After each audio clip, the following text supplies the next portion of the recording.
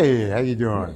Thank you for tuning in to Soul Radio USA, also Behind the Groove. Today we're here at the Park City, Utah, at the Park City Songwriters Festival, and we're going to interview some of the songwriters. Thank you, and continue to tune in. Thank you. I love documentaries about music.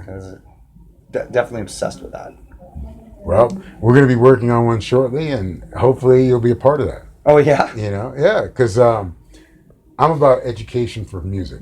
Because they've taken music out of the schools. I don't know if you know that, but yeah, I know. A lot of the schools don't have music programs. When I quit my high school, the music teacher there who was teaching there, he was still teaching there, but I was having breakfast at a place down the street of that town in Ogden, and who walks up to serve me but the high school music teacher. I'm like, what are you doing? He's like, well, I don't make enough money as a teacher. I just love being a teacher. And this guy was serving me my breakfast. Not making much more than he was teaching after he went to school, and he's still paying for his schooling. Mm-hmm. So it's heavy. Yeah, people don't understand that. People don't understand. Because if there was music in school, there would be a lot of places for kids to create. Because it's a creative tool that people want to express of what they're going through, their life, or somebody that they see in their life, what they're going through. Writing and they want to sing. Right. And that's, thank you for doing what you do, which is music, writing, composing, and actually playing an instrument. Because a lot of people don't understand how difficult it is to play an instrument. I played clarinet. No way. Yes. Harmonica, yes. I can play harmonica all night, and I can razzle and dazzle because it's just easy, and I can do tricks. But I've tried to play wind instruments. I tried to play saxophone. I was like, I need to play the saxophone. Not a chance. Not a damn chance. It is so hard. So much dedication. Yes. So much discipline. Like the guitar. I mean, that definitely requires discipline, but not like a clarinetter. Yes. Yeah. I don't play it anymore. I should pick it back up. I had a choice to either play football or play in the band. I chose football. There's nothing wrong with that. But also, as a mogul of music for you, if you were a musician, it might be harder for you to understand from your perspective. Mm-hmm. Do you know what I mean? Because I know a lot of musicians who try to go do what you do, and they're musicians, and they can't decipher the two. They can't stand back and be biased because they're musicians, and they're going. So as a person who loves music as much as you do, maybe it's better that you don't play an instrument. Right. Because then you can see through all the bullshit. Right, because there's a lot of that. There's a lot of that. Definitely in this business. Yeah. And, who would you like to work with in the future? Like a famous artist? Yes. Oh, man. If you could say this is one person that I want to work with, and this would be my lifelong dream, would be to work with this person. Well, contemporary Ryan Adams. Okay. Good artist, actually. Yeah, I just everything he's done, and 80s artist. No, not Bryan Adams. Oh, Ryan Adams. Ryan Adams. He's a modern artist. Today. Yeah, and he's just one of my heroes. Really? Mm-hmm. I've heard he's an amazing this guy. singer-songwriter. Okay. Amazing, and I wouldn't know how to say like Paul McCartney or Stevie Wonder or Smokey Robinson. Smokey Robinson played here with the symphony, and I had a gig, and I got tickets because the Beatles, they like next to Buddy Holly, they like coveted Smokey Robinson. So I've grown up with, and my mom and my aunt, they all listened to Motown their whole life. So it's been a big part of my life, and Smokey Robinson has been a big part of my life, and I got tickets to see him here, and I had a gig, and he didn't come out till later in the show, and I didn't get to see him. Wow. So not even working with Smokey Robinson, but just to shake his hand. So, in February, I think it was like February 13th, I think it was, the day before Valentine's Day, we did the Motown 60th anniversary at the Microsoft Theater. Smokey was the host. Of course he was. Okay. His wife, Claudette Robinson, is a friend of mine. I took her first selfie was with me. We did it at the Grammy Museum, downtown LA. She's like, what the hell is this? Exactly. Honestly. I love that. She was like, this is my first selfie ever. And I was like, no way. No. It's going to be sad when all the old folk who grew up without all of this are gone. Because it's going to be gone. So I work with the Miracles. I took them That's to the Magic insane Castle. to me. Really? Really, last year. Really? Really. I manage magicians also, and I took them. They were the honorees for the HAL Awards, which is Heroes and Legends of Motown. So we did the event last year and the year before. I do a radio DJ show, and my co-DJ flew in from the UK, and basically we hosted The Magic Castle. You have to be invited to get in. Correct. I met one of the main guys who performs there. What's his name? I think. Oh, man. Because I used to be there every day. I can't remember. He was here. He was at the Spur, and he saw my show, and then he actually knew people I knew. And there's a Rick Gerber, the magician. Mm-hmm. Yes. I like to like complain about him because I'm like, that guy's stealing my steez. It's fine. But this guy was like, yeah, I know Rick Gerber. And I'm like, I'm Rick Gerber, not him. And he was a really cool guy. I can't remember his name. I can't remember his name. But he was such a nice guy, and he's one of the main performers at the Magic Castle. Yeah. He's like, come to LA. You're invited. Wow. And I love comedians. Well, what's funny is one of my business partners, his name is Mark Bovey. We do a thing called Vetflix, which we help veterans, and some of them have PTSD, but this is a form of them releasing some of their anxieties and different emotions through film. And I do Vetflix. I'm the music producer on that side. Wow. Yes, and so it's incredible, man. He was at the Magic Castle today when we were driving here, because he performs there a lot. And one of the magicians that I manage is the world's tallest magician. His name is David Gerber. He's at the Magic Castle tonight. Wow. So yes, I try to you got cover your hand in everything, don't you? I try to. Yeah. I mean, I've got my hand in everything in Utah. And that's cool. I love Utah. It's pretty amazing, right? Yes. Like, you didn't know until you were here, until you met this lovely, dazzling lady. Exactly. And got to be a part of this. It's something special. It really is. And people actually are starting to notice this place. I think they're starting to find out. Yeah. You know, what you can see, man, the views here that I've seen is unbelievable. You should see the local music here. It's amazing. Like, that's what I'm getting to learn now. Yeah, yeah. You know, we have attended some of the shows here for the songwriters event, and I'm like, wow, that person's excellent. Man, where are they? How come they're not signed to a major label or something, doing Doesn't distribution? work like that. Right. Yeah. So, you know, it's just getting out there and getting discovered, you know, basically by the right people. And, you know, the right person seeing. It's definitely luck of the draw. Pretty much, but you got a lot of hard work. It is a lot of hard work. No matter what, it's hard work. Everybody thinks that they can be a star overnight. They got 50,000 followers, which still isn't enough. Now in LA, you probably need 1 million followers just to be noticed. On YouTube? On anything. Just over the course of anything. Yeah. You know, it's just the way it is. And now, how do you feel about the new music compared to, because you are a songwriter, so what would you say to the kids now growing up in music? Because you've heard, like you said, you were Motown and rock and roll, Led Zeppelin, okay. I would assume, right? Yes. You said Led Zeppelin. You said Aerosmith. Yeah, I'm sure you liked Aerosmith. Of course. How about Ozzy Osbourne? Did you like Ozzy? Yeah. Black Sabbath? Any one of those? Course. Quiet Riot, Def Leppard. All that stuff. Any of those? All Rio and all that stuff. All and Dio and. Well, I have a weird palette. My palette is up and down, but I think one of the hard things I have is that like when I grew up, I didn't have the internet and I didn't have any way to learn. And when I was living in Hawaii when I met that guy who played the guitar, and he showed me some things, and I got back. I was living in Phoenix in Tempe, and I was trying to learn Rocky Raccoon by the Beatles, and I could not figure out the A minor 7 chord. Okay, and I was listening to it, and I just could not figure it out.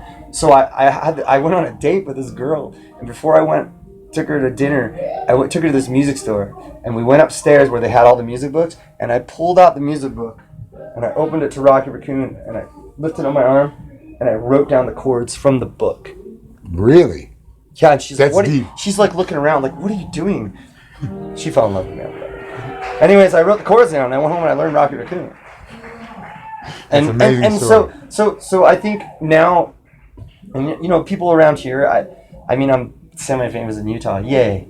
But people ask me, they say, what is your secret to writing music? And I say, well, read a book. Mm-hmm. Like learn how to decipher like art, learn how to decipher what people are trying to convey, because if you just go into songwriting and you don't have some kind of template, I think reading, reading classic literature, or reading Vonnegut, or reading anything, reading a magazine, for crying out loud. Am I allowed to say f- on this? Yes. Okay, great. I try to use it sparingly, but I think it's English, French. Yes.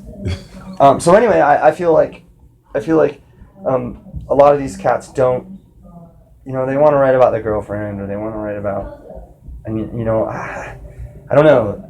I think a lot of kids now can just get on YouTube and learn to play guitar, and there's no blood and sweat in that. And I think to really get back to songwriting and to be like the old school folks, you have to read, and you have to go out, and you have to fall on your face, and you can't sit on your parents' couch and expect to really write a song that I'll believe, because a lot of these songwriters and a lot of these people, when I see it, I'll give them love, and I'll appreciate them, but I don't believe them. Mm-hmm. And if I don't believe you, then what good is it? And I think you need to read, and I think you need to go out and fall in love, and I think you need to get your heart broken, and I think you need to like really go there, and I think you need to listen to a song that you love and learn it from the song, not from YouTube or from some computer device. You need to listen to the song. Like, if you want to learn "Going to California" by Led Zeppelin, listen to it, hear it, and learn it, and still learn from those other things, because it's a great platform. Like, yes, the future is here. Let's embrace the future, but like we talked about earlier, like this woman, like, I've never taken a selfie. That means more to me than like the selfie itself. I mean, I'm so afraid that the old ways are just gonna go. They are, and the songwriting is going, and only the dregs and the people, in the alleys, and the people underneath are still experiencing and still writing good songs. And a lot of pop music now, I don't believe it. I agree. I want to, yeah, but I don't. But it's only a machine. Yes. See, today, and one of the things I try to do with this show is trying to teach the kids where the real music came from. Right. That's why my show is Behind the Groove. It's from I dig it. It's soul. a great title. Thank you very much. Yeah. It's from the soul. Where are you getting? It's from Behind the Groove. Where did you learn that music? Well, this came from a 1960s artist who wrote this song, who lived that life, who was that life.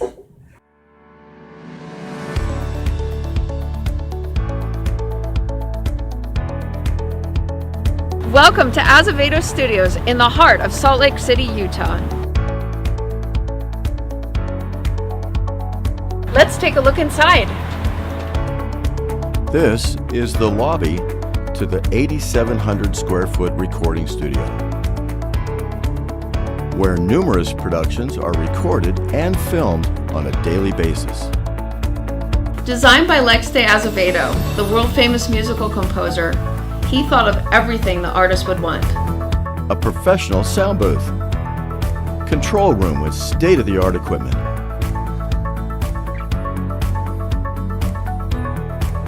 a production stage, an editor's bay, production room, and a large office space.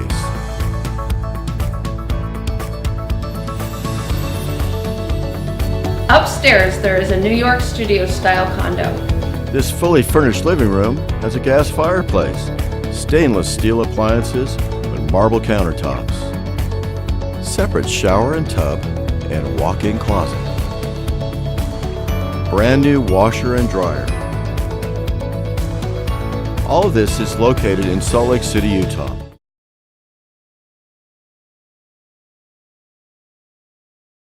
Because I would rather see someone writing music and singing their heart, and at least trying, than to see. I don't know. I have a hard time with a lot of different genres these days. There's so many genres now. I can't even keep up. But I think at the end of the day, I'm glad that there's music for everybody. Mm-hmm. Everybody, because there's so many people in the world now, and so that's why there's so much different music now. But I agree. There is a certain element that hides behind the groove, and if you don't figure out a way to embrace that, or if you can't hear it and you don't feel it in your heart, you're never going to write that song. You're never going to write a great song. Correct. Not a song that the people like us are going to believe. Or last. Yep. And it's something that's timeless. Mm-hmm. And it's getting harder and harder to hear timeless music. I don't hear a lot of modern music that I'm like, that's timeless. Right. Bruno Mars, I'm going to speak for Bruno Mars. Is amazing. He is one of the artists who's actually kept real music going, in my eyes. Even that Uptown Funk song, I heard that and I was like, what? I was impressed. Because he took those elements from the day and he put them in, and he made it modern, because you have to stay modern. That's what pop is. It's staying with the time. It is. But there's just this, for me personally, I think one of the greatest artists of this time and the greatest album of last year was Leon Bridges, Beyond. Really? Have you listened to Leon Bridges? No, I haven't. I mean, Otis Redding and Otis. Sam Cooke are both two. of them. They're two Change of the, is going to come. yes, they're two of the most iconic singer-songwriters that came from like all the toil that came from. They had the upbringing, like they went through the real shit. The real shit, and they stayed and they wrote these beautiful songs. And so Leon Bridges is this. That can't be more than in his 30s. Mm-hmm. And he is, I'm telling you, you should listen to him. It'll blow your mind. He is right there with Otis Redding and Sam Cooke, and he is capturing this old sound. And he's even wearing the 50s sweaters and shit. Really? I mean, dude, he looks like Otis Redding. It's insane. And he wrote this album. His first album was really good, and I was sold. But his second album, I didn't even know he put it out. I was in a record store. I walked by and I looked, and I saw it, and I was like, oh my God. I grabbed that record, and I bought it. I took it home. And I must have listened to it for a month straight. Was it a record, CD, or It's a record. I don't listen to CDs. Okay. I don't. 12-inch. Here's the thing. I don't have a problem with CDs. I don't have a problem with your phones. But when I'm at home, if I'm not playing my piano or reading a book, I'm going to take that record out and I'm going to sit it on my record player and I'm going to dust it off and I'm going to take that needle and I'm going to put it on my song. And hear every sound. And the time that I have to take to do it. And then when the record's done, I got to go and turn it over and stop what I'm doing. That's part of it for me. Yes. It's not just like, 33 and a half. Yes, 30. And now it's like 180 gram, 200 gram, and they're really doing a good job with vinyl right now. And I'm excited. I've been collecting since I was 14. So I used to be a real DJ on the ones and twos. Is that even a thing anymore? No. They have Did you Serato. do 45s? I did 45s. Yeah, I did do that sometimes, but not really. Mine were all 12-inch. Most of them were 12-inch. So you didn't get 45s brought to you? No. I thought that was how the business worked. I didn't. I used 12. I would go. I was. And they would have the DJ demo pool. thing on it though. Yeah. Because I have some sell, small not for DJs. sale. Not for sale. Yeah, I have those. I have a. I was in a DJ pool. That's so cool. Because they send me an album every day. Every day Yeah. I got a new album, a new 12-inch, a single, but it would be 12-inch. Yeah. And I'd have to play that mix because I really DJ'd. Yeah. Now they got a thing called Serato, and I go, man, that's electronic. You have a catalog of, let's say, 10,000 tracks. You put on a fake album, whatever color it is, fake. Yeah. And it's timed. Yeah. Either 78, 33 and a half, or if you're going up tempo, 120, 100. So you guys are going to mob around and you're going to go all around, right? Yes. I would love for you to see me perform, but if you can, go over to the cabin. You don't have your credentials, I can get you in there. I have Do you know who DJ Logic is?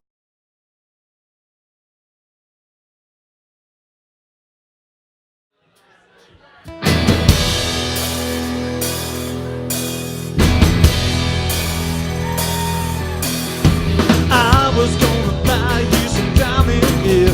Time got away from me. I was gonna take you to Disneyland. Time got away from me. I was gonna tell you everything. Time got away from me. When shit hits the fan, yeah, I'm still your man. It's true. Gonna rev it up. It's what you do to me, da, da, da, da, da, da, da, da, da. Time got away from me.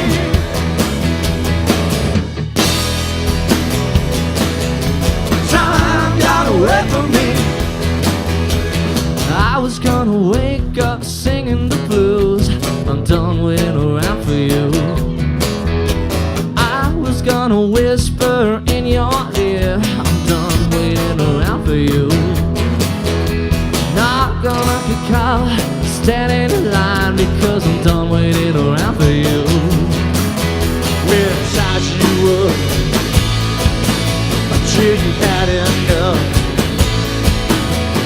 I'm rooting for you. It's what you do to me, do to me, do, do, do, do, do, do, do, do. I was gonna buy you kidneys to Spain. Time got away from me. I was gonna whistle in your ear. Time got away from me. I was gonna shake all my sin. Time got away from me. I'm all wound up, just like a cuckoo clock. When the clock strikes 12, it's what you do to me, do to me, do, do, do, do, do, do, do.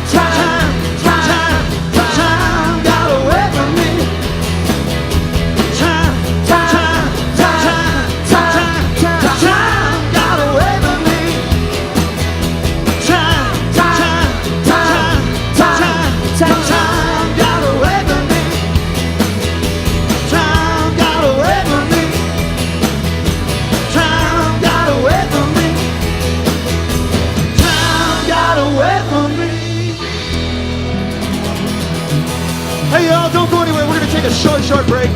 We'll be right back after these messages.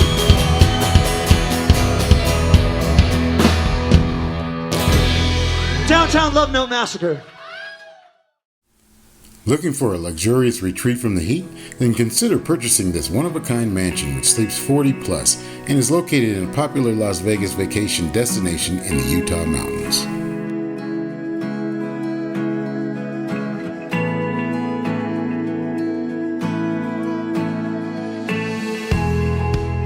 Welcome to Cielo Santo, the true mountain luxury living and lifestyle you've been looking for. As you will see, this isn't your ordinary property. This lavish double villa estate, designed by renowned architect David Harris, built with excellent materials and craftsmanship, includes a gourmet kitchen with wolf ranges and ovens, vaulted ceilings over gathering areas, multiple fireplaces, 19 bedrooms and 18 bathrooms, with interior furnishings included. Gated on 20 2/3 acres, barbecue areas, and custom chandeliers, covered walkways, covered hot tub, and a private trout pond for fishing, 2 saunas, and a steam room, indoor swimming pool, 16-seat theater, and an indoor waterfall.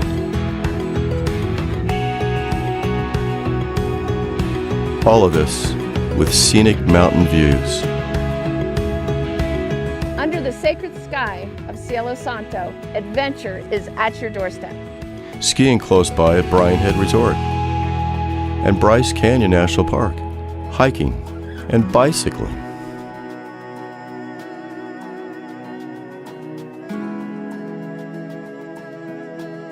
There's also equestrian facilities for horseback riding.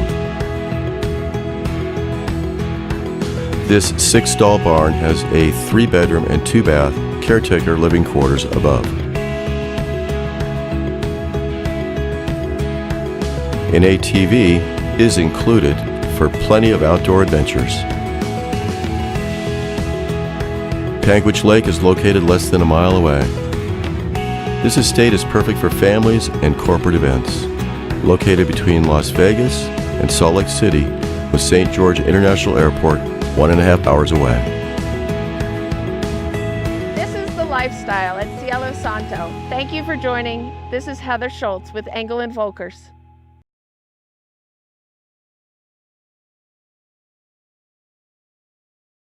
And he is capturing this old sound, and he's even wearing the 50s sweaters and shit. Really? I mean, dude, he looks like Otis Redding. It's insane. And he wrote this album. His first album was really good, and I was sold. But his second album, I didn't even know he put it out. I was in a record store. I walked by and I looked, and I saw it, and I was like, oh my god. I grabbed that record and I bought it. I took it home, and I must have listened to it for a month straight. Was it a record, CD, or It's what? a record. I don't listen to CDs. Okay. I don't. 12 inch. Here's the thing. I don't have a problem with CDs. I don't have a problem with your phones. But when I'm at home, if I'm not playing my piano or reading a book, I'm going to take that record out and I'm going to sit it on my record player and I'm going to dust it off and I'm going to take that needle and I'm going to put it on my song. And hear every sound. And the time that I have to take to do it. And then when the record's done, I got to go and turn it over and stop what I'm doing. That's part of it for me. Yes. It's not just like, 33 and a half. Yes, 30. And now it's like 180 gram, 200 gram, and they're really doing a good job with vinyl right now, and I'm excited. I've been collecting since I was 14. So I used to be a real DJ on the ones and twos. is that even a thing anymore? No, they have Did you do Serato. 45s? I did 45s. Yeah, You did I 45s? did do that sometimes, but not really. Mine were all 12 inch. Most of them were 12 inch. I had So you didn't get 45s brought to you? No. I thought that was how the business worked. I didn't. I used 12. I would go. I was And a they part would of have the DJ demo pool. thing on it though. Yeah, Like, yeah. 'cause I You have can't some sell, from not old for DJs. sale, not for sale. Yeah, I have those. I have a. I was in a DJ pool That's so cool. because they send me an album every day. Every day Yeah. I got a new album, a new 12 inch, a single, but it would be 12 inch. Yeah. And I'd have to play that mix because I really DJ'd. Yeah.